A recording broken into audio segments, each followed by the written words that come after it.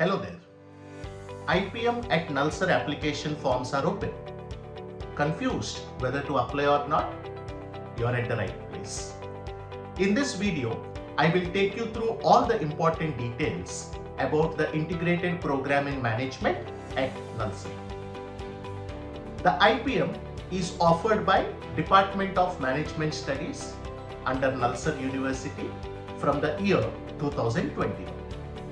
The program is based on objectives like management skill development, legal, psychological and philosophical awareness, knowledge assimilation, leadership skills, industry readiness, etc. The curriculum is designed to achieve these objectives as an active blend of theory and practice. Students have to pursue an internship at the end of first year in a social sector. At the end of second year, the internship must be done with a startup company, and at the end of third and fourth year, the internships are to be done with a corporate firm. The program allows the students to specialize in areas like court management, business laws, business analytics, finance, operations and systems, marketing, and human resource. The program has 66 seats on offer, out of which 50 seats are reserved for All India category students, and the remaining 16 seats are for students who are domiciled to Telangana state.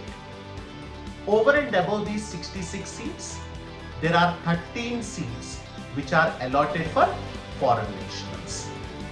The eligibility of the program is that every student who has scored at least 60% in 12th class can apply for the program, and the minimum percentage in 12th will be 50% for students from SC/ST categories. The admission process is two-stage. In the first stage, students have to appear for a written test of either IPMAT Indore or the own entrance test conducted by NALSAR by the name NALSAR Management Entrance Test UG, shortly NMET UG. The NMET UG is a 2-hour online test to be taken from home, and the test has two sections. The first section, which is of quantitative ability, has 50 questions and a duration of 1 hour.